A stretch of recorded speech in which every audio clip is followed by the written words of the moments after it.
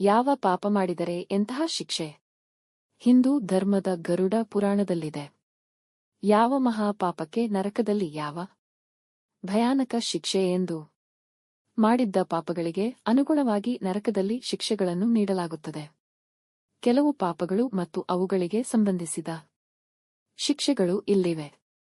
ಒಬ್ಬ ವ್ಯಕ್ತಿಯು ಮರಣದ ನಂತರ ಸ್ವರ್ಗ ಅಥವಾ ನರಕಕ್ಕೆ ಹೋಗುತ್ತಾನೆ ಎಂಬ ನಂಬಿಕೆ ಇದೆ. ನರಕದಲ್ಲಿ ಒಬ್ಬ ವ್ಯಕ್ತಿಯು ತನ್ನ ಪಾಪಗಳಿಗಾಗಿ ಭಯಾನಕ ಶಿಕ್ಷೆಗೆ ಒಳಗಾಗುತ್ತಾನೆ ಎಂದು ಹೇಳಲಾಗುತ್ತದೆ. ಗರುಡ ಪುರಾಣದಲ್ಲಿ ನರಕದಲ್ಲಿನ ಶಿಕ್ಷೆಯ ಬಗ್ಗೆ ವಿವರವಾಗಿ ಹೇಳಲಾಗಿದೆ. ಅವುಗಳ ಬಗ್ಗೆ ಇಲ್ಲಿ ತಿಳಿಯಿರಿ.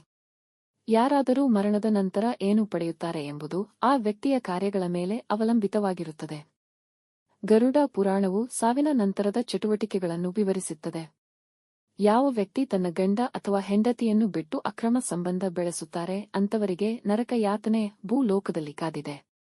ಒಂದು ಹೆಣ್ಣು ತನ್ನ ದೇಹವನ್ನು ಮುಚ್ಚಿಕೊಳ್ಳದೆ ಅರೆಬೆತ್ತಲೆ ಬಟ್ಟೆ ಧರಿಸಿದರೆ ಕಾಮುಕರ ಕಣ್ಣಿಗೆ ಬಲಿಯಾಗಿ ಸಾಕಷ್ಟು ತೊಂದರೆ ಅನುಭವಿಸಬೇಕಾಗುತ್ತದೆ. ಗಂಡ ಹೆಂಡತಿ ಸಂಭೋಗ ಮಾಡಿದ ನಂತರ ಬೆತ್ತಲೆ ಮಲಗಬಾರದು, ಅದು ನಿಷಿದ್ಧ ಎಂದು ಹಿರಿಯರು ತಿಳಿಸಿದ್ದಾರೆ.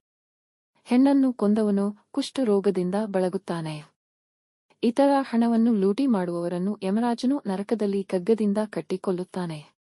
ಅವರು ಪ್ರಜ್ಞಾನಿಹೀನರಾದರೆ ಅವರನ್ನು ಮತ್ತೆ ಪ್ರಜ್ಞೆಗೆ ತರಲಾಗುತ್ತದೆ ಮತ್ತು ಹೊಡೆಯಲಾಗುತ್ತದೆ. ಇತರ ಸಂಪತ್ತನ್ನು ಆನಂದಿಸುವವರು ಮತ್ತೆ ಅವರ ಸಂತೋಷವನ್ನು ಕಸಿದುಕೊಳ್ಳುವವರನ್ನು ಹಾವುಗಳಿಂದ ತುಂಬಿದ ಬಾವಿಗೆ ತಳ್ಳಲಾಗುತ್ತದೆ. ಅದರಲ್ಲಿ ಅವರು ನರಳುತ್ತಲೇ ಇರುತ್ತಾರೆ. ಸ್ವಾರ್ಥಕ್ಕಾಗಿ ಜೀವಗಳನ್ನು ಕೊಳ್ಳುವ ಪಾಪಿಗಳಿಗೆ ಬಿಸಿ ಎಣ್ಣೆಯಲ್ಲಿ ಕರಿಯಲಾಗುತ್ತದೆ. ಗರ್ಭಪಾತ ಮಾಡಿಸಿ ಶಿಶು ಹತ್ಯೆ ಮಾಡಿದ್ದಾರೆ. ಶಾಶ್ವತ ರೋಗದಿಂದ ಬಳಲುತ್ತಾರೆ. ಗಂಡನಿಗೆ ಬೆಲೆ ಕೊಡದ ಹೆಂಡತಿ ಬೇಗ ವಿಧವೆಯಾಗುತ್ತಾಳೆ. ತಮ್ಮ ಹಿರಿಯರನ್ನು ಗೌರವಿಸದ ಪಾಪಿಗಳನ್ನು ಬೆಂಕಿಯಲ್ಲಿ ಮುಳುಗಿಸಲಾಗುತ್ತದೆ ಮತ್ತು ಅವರ ಚರ್ಮ ಸುಳಿಯುವವರೆಗೂ ಅವರನ್ನು ಬಿಡುಗಡೆ ಮಾಡುವುದಿಲ್ಲ. ತಮ್ಮ ಕೆಲಸವನ್ನು ಸರಿಯಾಗಿ ಮಾಡದ ಮತ್ತು ನಿರ್ಲಕ್ಷ್ಯ ತೋರುವವರ ದೇಹವನ್ನು ಹರಿತವಾದ ಚಾಕುವಿನಿಂದ ಸೀಳಲಾಗುತ್ತದೆ. ದುಷ್ಟ ಸ್ವಭಾವದವರು ಮತ್ತೆ ಇತರರನ್ನು ಹಿಂಸಿಸುವುದನ್ನು ಆನಂದಿಸುವವರನ್ನು ಅಪಾಯಕಾರಿ ಪ್ರಾಣಿ ಮತ್ತು ಹಾವನ್ನು ಹೊಂದಿರುವ ಬಾವಿಗೆ ಎಸೆಯಲಾಗುತ್ತದೆ.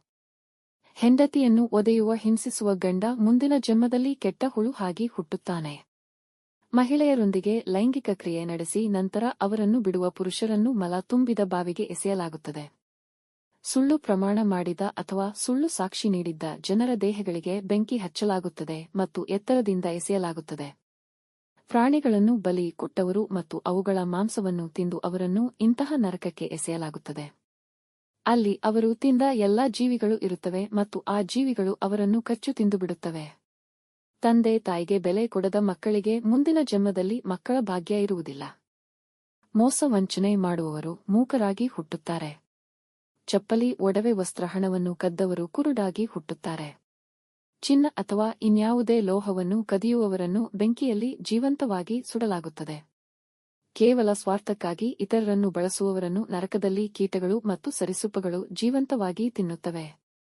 ತಮ್ಮ ಸಂಗಾತಿಯನ್ನು ಹೊರತುಪಡಿಸಿ ಬೇರೆ ಒಬ್ಬರೊಂದಿಗೆ ಲೈಂಗಿಕ ಕ್ರಿಯೆ ನಡೆಸುವ ಜನರ ಅಂಗಾಂಗಗಳನ್ನು ಬಿಸಿ ಕಬ್ಬಿಣದಿಂದ ಸುಡಲಾಗುತ್ತದೆ.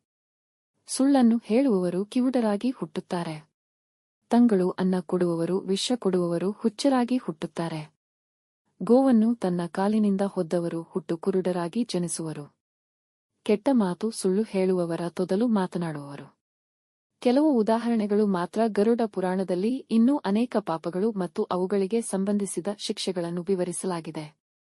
ಸ್ನೇಹಿತರೆ, ಈ ಮಾಹಿತಿಯು ನಿಮಗೆ ಇಷ್ಟವಾದರೆ ಲೈಕ್ ಮಾಡಿ, ಶೇರ್ ಮಾಡಿ, ಸಬ್ಸ್ಕ್ರೈಬ್ ಮಾಡಿಕೊಳ್ಳಿ.